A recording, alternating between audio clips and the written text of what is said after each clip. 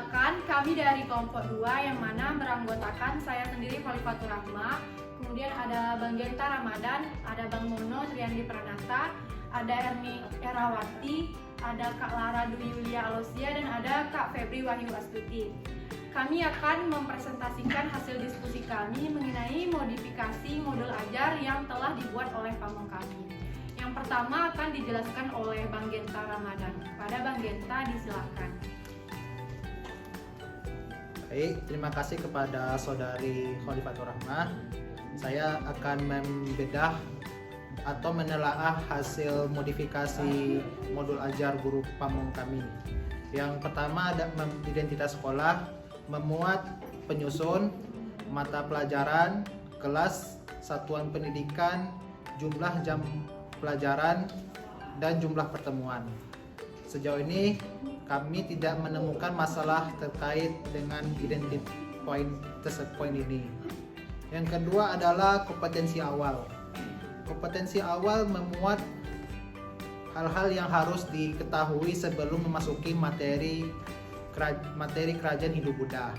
Artinya peserta didik diharapkan memiliki pengetahuan awal tentang kerajaan Hindu-Buddha di jenjang SMA, karena sebelumnya peserta didik di waktu SMP dan SD barangkali sudah mendapatkan materi yang serupa.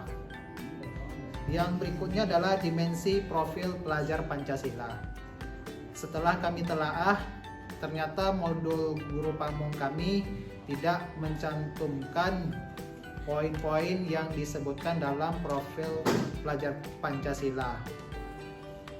Profil pelajar Pancasila memuat ada 6 poin, dan pada kali ini kami fokus mengambil 3 poin pelajar Pancasila pada kerajaan Hindu-Buddha yang memuat yang pertama bernalar kritis, yang kedua berkebinekaan global, yang ketiga beriman bertakwa kepada Tuhan Yang Maha Esa dan berakhlak mulia.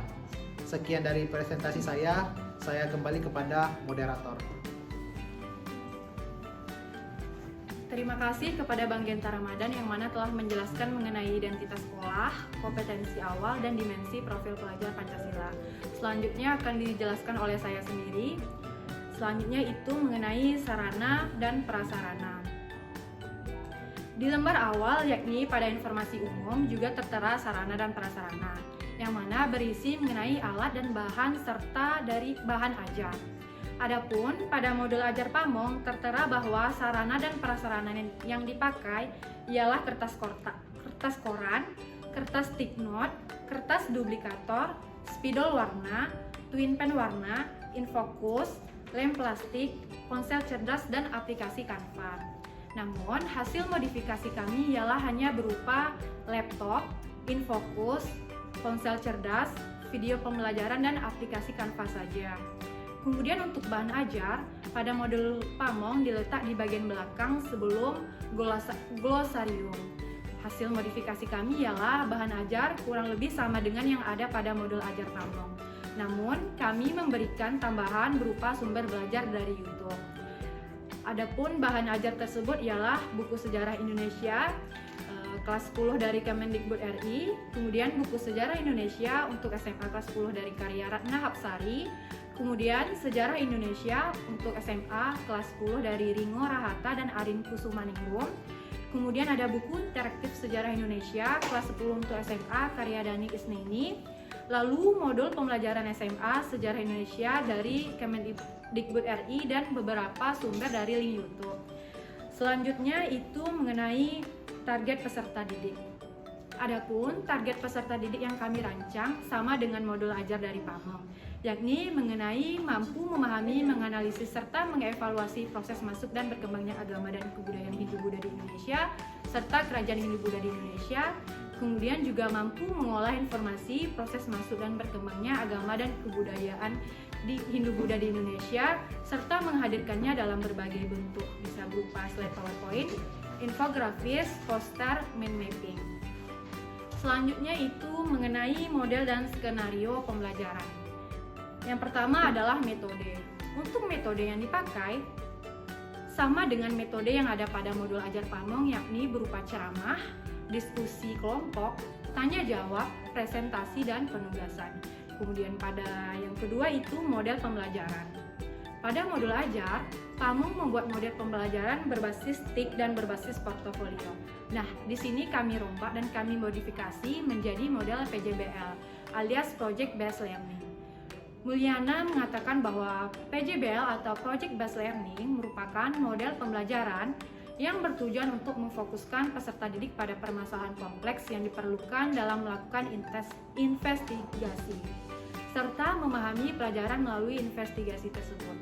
Model ini juga bertujuan untuk membimbing peserta didik dalam sebuah proyek kolaboratif yang mengintegrasikan sebagai subjek atau materi kurikulum, memberikan kesempatan kepada peserta didik untuk menggali konten atau materi dengan menggunakan berbagai cara bermakna dirinya dan melakukan eksperimen secara kolaboratif. Menurut Saifuddin, pembelajaran berbasis proyek ini merupakan model belajar yang menggunakan masalah sebagai langkah awal dalam mengumpulkan dan mengintegrasikan pengetahuan baru berdasarkan pengalamannya dalam beraktivitas secara nyata. Sedangkan menurut Isriani, pembelajaran berbasis proyek ini ialah model pembelajaran yang memberikan kesempatan pada guru untuk mengelola pembelajaran di kelas dengan melibatkan kerja proyek. Untuk itu, PJBL ini akan menjadikan siswa lebih aktif dan kreatif. Yang pada modul ini dimulai dengan guru menayangkan materi pengantar dalam bentuk PowerPoint, kemudian menyampaikan permasalahan yang akan diselesaikan dalam bentuk kerja kelompok, lalu guru membagi menjadi 9 kelompok yang mana setelah dibagi penugasan per masing-masing kelompok, guru menjelaskan ketentuan beserta timeline dari tugas tersebut yang berupa ketentuannya tugas dengan memakai aplikasi Canva berupa infografis, mind mapping maupun poster. Selain itu, guru juga membagikan LKPD lalu peserta didik memulai diskusi dan dipresentasikan sehingga nantinya akan disimpulkan mengenai materi tersebut. Kemudian pembahasan terakhir mengenai media. Untuk media, kami memodifikasinya memakai PowerPoint dan video pembelajaran. Kemudian modul ajar Pamong kami memakai pendekatan yakni berupa pembelajaran aktif, inovatif, kreatif, efektif, dan menyenangkan. Sedangkan kami tidak memakai pendekatan tersebut. Sekian dari saya. Selanjutnya itu ada Bang Momon. Akan dilanjutkan dengan Bang Momon. Baik, pada kesempatan ini saya akan menjelaskan 3 topik atau 3 poin. Yang pertama tentang kriteria ketercapaian tujuan pembelajaran, kemudian pemahaman yang bermakna, dan yang terakhir itu tentang pertanyaan pemantik. Yang pertama itu kriteria ketercapaian tujuan pembelajaran atau yang disingkat KTTP. KTTP ini merupakan sebuah indikator atau sebuah poin dari capaian yang harus dicapai oleh peserta didik dalam proses pembelajaran. Pada dasarnya ini adalah sebuah hal atau bisa jadi diambil sebagai tolak ukur mengenai pemahaman siswa terhadap materi di proses pembelajaran. Di dalam modul yang kami bedah itu tidak mencantumkan kriteria ketercapaian tujuan pembelajaran ini. Nah, dengan begitu kami berinisiatif untuk menambahkan beberapa KTTP dalam modul Pamong kami sendiri. Yaitu yang pertama, kami buat bagaimana sistematika penyajian dan isi yang harus sesuai dengan LKPD. Yang kedua, mampu memahami konsep dan dasar-dasar kerajaan Hindu-Buddha di Indonesia. Kemudian yang ketiga, siswa mampu menganalisis dan mengevaluasi berbagai teori masuk dan berkembangnya agama dan kebudayaan Hindu-Buddha. Dan yang terakhir itu adanya kreativitas dari penampilan, baik itu sebagai moderator, presentasi, ataupun alat peragaan yang dibuat oleh siswa. Jadi dari 4 indikator yang coba kami buat tersebut, menurut data yang saya peroleh, itu peserta didik dianggap mencapai tujuan pembelajaran itu apabila telah mencapai minimal 3 dari kriteria yang telah dibuat dalam KTTP atau dari kriteria ketercapaian tujuan pembelajaran. Kemudian yang kedua itu pemahaman bermakna atau bisa disebut pertanyaan bermakna. Itu sebuah cara atau inovasi yang dilakukan guru bagaimana supaya siswa memiliki empati atau memiliki rasa yang mendalam tentang materi yang sedang dipelajari. Dari modul Pamong yang kami lihat, dari pemahaman bermakna ini hanya ditulis satu pertanyaan yang sangat umum dan belum dipaparkan secara spesifik, yaitu pertanyaannya berupa memaknai nilai-nilai dan peristiwa sejarah, kajian Hindu-Buddha dan dikontekstualisasi dalam kehidupan sehari-hari. Maka dari itu kami memodifikasi modul guru Pamong tersebut dengan membagi menjadi 3 pertanyaan atau pemahaman bermakna. Yang pertama, menganalisis nilai-nilai dan teori-teori masuknya agama Hindu-Buddha di Indonesia yang dikontekstualisasi pada kehidupan masa kini. Kemudian yang kedua, menganalisis nilai-nilai dari kerajaan pada masa Hindu-Buddha yang ada dan dikontekstualisasi pada kehidupan masa kini. Kemudian yang ketiga, menganalisis nilai-nilai dari jalur rempah dan pada masa Hindu-Buddha yang dikontekstualisasikan pada kehidupan masa kini. Kemudian saya lanjutkan ke poin nilai-nilai dari jalur rempah pada masa Hindu-Buddha yang dikontekstualisasikan pada kehidupan masa kini. Kemudian yang ketiga yaitu pertanyaan pemantik. Pertanyaan pemantik ini sendiri adalah bagaimana cara seorang pendidik atau guru dalam memancing minat serta gairah para peserta didik dalam memahami dan mencerna setiap materi pembelajaran. Jadi pada modul guru Pamong yang diberikan hanya berupa pertanyaan mengapa kerajaan Hindu-Buddha terletak di dekat aliran sungai.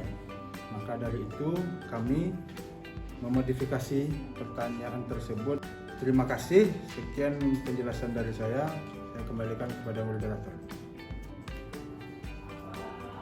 Terima kasih kepada Bang Mono yang mana telah menjelaskan mengenai kriteria ketercapaian tujuan pembelajaran. Kemudian komponen inti ada pemahaman bermakna dan pertanyaan pemantik. Selanjutnya Erni akan menjelaskan mengenai persiapan pembelajaran, kegiatan pembelajaran. Kepada Erni dipersilahkan. Terima kasih kepada moderator. Selanjutnya saya akan memaparkan hasil modifikasi modul ajar mengenai persiapan pembelajaran. Pada komponen inti terdapat persiapan pembelajaran. Pada tahap ini tidak dilakukan modifikasi karena persiapan pembelajaran yang ada pada modul guru Pamong telah sesuai. Di dalam modul ajar sudah tertera tes diagnostik kognitif dan diagnostik non-kognitif untuk mengetahui kebutuhan peserta didik dalam belajar. Sebab dalam persiapan pembelajaran ditandai dengan tersedianya kelengkapan pembelajaran. Selanjutnya yaitu kegiatan pembelajaran. Pada kegiatan pembelajaran terdapat kegiatan pendahuluan. Pada modul ajar Pamong, pada kegiatan pendahuluan hanya terdiri dari pengecekan kerapian peserta didik, berdoa, presensi, dan penyampaian tujuan pembelajaran. Sedangkan hasil modifikasi kami pada kegiatan pendahuluan ini adalah menambahkan apersepsi, yaitu mengaitkan pembelajaran sebelumnya dengan materi yang akan disampaikan. Kemudian kami juga menayangkan video terkait perjalanan masuknya Hindu-Buddha ke Indonesia untuk meningkatkan motivasi peserta didik dalam mengikuti pembelajaran. Selanjutnya itu kegiatan inti. Pada modul guru Pamong, kegiatan inti terdiri dari pembagian kelompok dengan pembahasan materi yang berbeda setiap kelompoknya. Kemudian peserta didik diminta untuk menampilkan hasil diskusi kelompok di depan kelas. Nah, sedangkan hasil yang kami modifikasi yaitu langkah-langkah pembelajaran sesuai dengan model Project Based Learning. Pada kegiatan ini terdiri dari 6 fase. Yang pertama yaitu penentuan pertanyaan mendasar. Pada tahap ini, guru menayangkan materi pengantar dalam bentuk PowerPoint. Selanjutnya, guru menanyakan informasi yang telah ditayangkan sebelumnya. Kemudian, guru menyajikan permasalahan yang akan diselesaikan dalam bentuk kerja kelompok. Tahap kedua yaitu menyusun perencanaan proyek atau desain proyek. Pada tahap ini, guru membagi peserta didik ke dalam 9 kelompok dengan materi yang berbeda-beda di setiap kelompoknya. Tahap ketiga yaitu menyusun jadwal atau create the schedule. Pada tahap ini, guru menampilkan timeline proyek di LCD agar peserta didik bisa tepat waktu mengerjakan tugas proyeknya. Tahap keempat, memantau siswa dan kemajuan proyek. Pada tahap ini, guru memberikan kesempatan kepada peserta didik untuk memahami LKPD dan menyusun proyek yang sudah ada dalam LKPD dengan media yang sudah ditentukan. Tahap kelima yaitu penilaian hasil. Pada tahap ini, guru memberikan kesempatan peserta didik untuk menampilkan hasil produknya. Pada tahap keenam, melakukan evaluasi. Pada tahap ini, guru merespon, menanggapi, dan mengevaluasi hasil kerja kelompok peserta didik. Selanjutnya itu kegiatan penutup. Pada modul ajar, guru pamong dalam kegiatan penutup terdiri dari kegiatan refleksi pembelajaran, yaitu dengan mengingatkan tugas yang harus dikerjakan oleh peserta didik dan berdoa. Sedangkan yang kami modifikasi pada kegiatan penutup ini yaitu menambahkan evaluasi dan rencana tindak lanjut. Evaluasi berupa soal dilakukan dengan post-test untuk mengetahui peningkatan prestasi peserta didik. Kemudian guru menyampaikan rencana pembelajaran selanjutnya dan diakhiri melakukan refleksi mengenai pembelajaran yang sudah dilaksanakan sebelumnya. Selanjutnya itu asesmen. Pada modul ajar guru pamong terdapat asesmen pengetahuan yang dilakukan dalam bentuk asesmen diagnostik non-kognitif, asesmen diagnostik kognitif, asesmen formatif, dan asesmen sumatif dari materi Kerajaan Hindu Buddha Indonesia. Pada asesmen diagnostik kognitif dan non-kognitif yang ada pada modul ajar guru pamong berupa pertanyaan-pertanyaan singkat untuk mengetahui pemahaman awal peserta didik terkait materi Kerajaan Hindu Buddha di Indonesia. Sedangkan hasil modifikasi kami, asesmen diagnostik tidak terbagi dua dan hanya berupa pertanyaan singkat dan umum seputar kebudayaan Hindu-Buddha di Indonesia. Selanjutnya itu asesmen formatif, bertujuan untuk memantau dan memperbaiki proses pembelajaran serta mengevaluasi pencapaian tujuan pembelajaran. Sesuai dengan tujuannya, asesmen formatif dapat dilakukan di awal dan di sepanjang proses pembelajaran. Asesmen formatif pada modul ajar guru pamong berupa soal esai yang berjumlah 5 buah soal dengan masing-masing skor yang berbeda. Sedangkan hasil modifikasi, asesmen formatif berupa diskusi kelompok dan presentasi. Bentuk penilaian dilakukan melalui observasi dengan kriteria kemampuan menyampaikan hasil observasi dan diskusi secara meyakinkan kemampuan peserta didik untuk membuat atau mengemas informasi seunik mungkin, semenarik mungkin atau sekreatif mungkin dengan bantuan aplikasi Canva dalam bentuk infografis, mind mapping, ataupun poster, serta kemampuan peserta didik menyampaikan tanggapan atas pertanyaan, bantahan, sanggahan dari pihak lain secara empatik. Penilaian tersebut diberi skor paling rendah 1 poin dan paling tinggi 4 poin. Selanjutnya itu asesmen sumatif. Pada modul guru pamong berupa soal pilihan ganda dengan jumlah 15 soal. Sedangkan yang kami modifikasi dalam asesmen sumatif ini yaitu bentuk soal asesmen sumatif yang dibuat dengan beberapa variasi, dimulai dari soal benar salah, pilihan ganda, benar salah, isian singkat, dan pilihan ganda kompleks. Hal ini bertujuan untuk mengembangkan kompetensi atau kemampuan dan karakteristik yang dimiliki oleh peserta didik. Baik, saya kembalikan kepada moderator. Terima kasih kepada Ernawati yang mana telah menjelaskan mengenai persiapan pembelajaran, kegiatan pembelajaran, serta asesmen. Selanjutnya ada Kak Lara Dwi Yulia yang akan menjelaskan mengenai pengayaan dan remedial serta refleksi peserta didik dan guru. Kepada Kak Lara dipersilakan. Baiklah, terima kasih kepada moderator yang telah memberikan saya kesempatan untuk mempresentasikan hasil modifikasi rencana pembelajaran. Nah, yang pertama saya akan menjelaskan tentang pengayaan dan remedial. Pengayaan dan remedial yang telah dirancang sama dengan modul ajar yang telah dibuat oleh Pamong. Yakni yang pertama pengayaan untuk siswa yang berkeinginan tinggi untuk meningkatkan yang sudah ada menjadi atau mencapai nilai tertentu. Yang kedua, remedial diberikan untuk siswa yang memiliki capaian rendah dalam asesmen formatif. Pengayaan dan remedial dilakukan di luar jam intrakurikuler berdasarkan kesepakatan guru dengan peserta didik. Materi dari pengayaan dan remedial disesuaikan dengan kondisi kognitif peserta didik yang mengalami kendala. Remedial dilakukan dalam bentuk pengulangan materi atau capaian pembelajaran yang belum terpenuhi. Dapat berupa penugasan, coaching klinik dengan siswa dan asesmen dalam berbagai bentuk. Selanjutnya yang kedua, refleksi peserta didik dan guru. Adapun modul ajar Pamong yang berisi refleksi peserta didik dan guru hanya berupa titik-titik saja. Namun telah kami modifikasi. Yang hasil modifikasi kami adalah pada bab ini peserta didik telah belajar tentang proses masuk dan berkembangnya agama dan kebudayaan Hindu-Buddha di Indonesia. Hikmah atau pelajaran berharga apa yang kalian dapatkan setelah mempelajari bab ini? Langkah nyata apa yang dapat kalian terapkan di masa kini dan masa depan? Yang pertama yaitu refleksi guru. Apakah guru yakin bahwa semua siswa memahami pelajaran yang diberikan? Apakah penanaman karakter dari guru dapat diimplementasikan oleh para peserta didik? Adakah kendala kesulitan guru dalam melakukan pembelajaran? Apa langkah yang perlu dilakukan guru untuk memperbaiki proses belajar? Guru harus memastikan agar seluruh peserta didik mengikuti pelajaran dengan baik. Yang kedua, refleksi peserta didik. Apakah peserta didik sudah mengerjakan tugas yang diberikan guru dengan baik? Apakah penanaman karakter yang diberikan guru dapat dipahami oleh peserta didik? Kesulitan apa yang dialami peserta didik selama proses pembelajaran? Apakah seluruh peserta didik mengikuti pembelajaran dengan baik? Yang terakhir, ide apa yang kamu dapatkan setelah belajar sejarah pada hari ini? Demikian hasil presentasi dari saya kembalikan lagi kepada moderator. Terima kasih kepada Kak Lara yang mana telah menjelaskan mengenai pengayaan dan remedial serta refleksi peserta didik dan guru. Selanjutnya adalah KPD dan glosarium daftar pustaka yang akan dijelaskan oleh Kak Febri Wahyu Astuti. Kepada Kak Febri disilahkan. Baiklah, selanjutnya mengenai LKPD atau lembar kerja peserta didik. Bagian lembar kerja peserta didik ini, kalau dilihat dari teori masuknya Hindu-Buddha di Indonesia, pada modul Pamong kami juga ada terdapat teori masuk tersebut.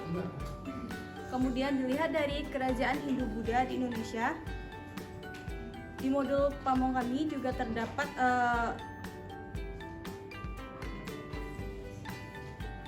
materi tersebut. Perbedaannya, kami hanya memodifikasi dengan menambahkan dimensi kerajaan Hindu-Buddha di modul Pamong kami tersebut. Selanjutnya glosarium. Glosarium merupakan kumpulan daftar kata atau istilah penting yang tersusun secara alfabet yang mendefinisikan bidang pengetahuan tertentu. Di bagian glosarium ini tidak ada yang perlu kami modifikasi karena telah sesuai. Kemudian daftar pustaka atau sering disebut sebagai referensi, merupakan daftar berisi informasi mengenai jurnal buku, nama pengarang penerbit, dan sebagainya. Di modul Pamong kami telah lengkap, namun kami tambahkan beberapa sumber YouTube seperti teori masuknya agama Hindu-Buddha di Indonesia dan teori masuknya Hindu-Buddha ke Indonesia dan kerajaan Hindu-Buddha di Indonesia. Sekian materi dari saya kembalikan kepada moderator.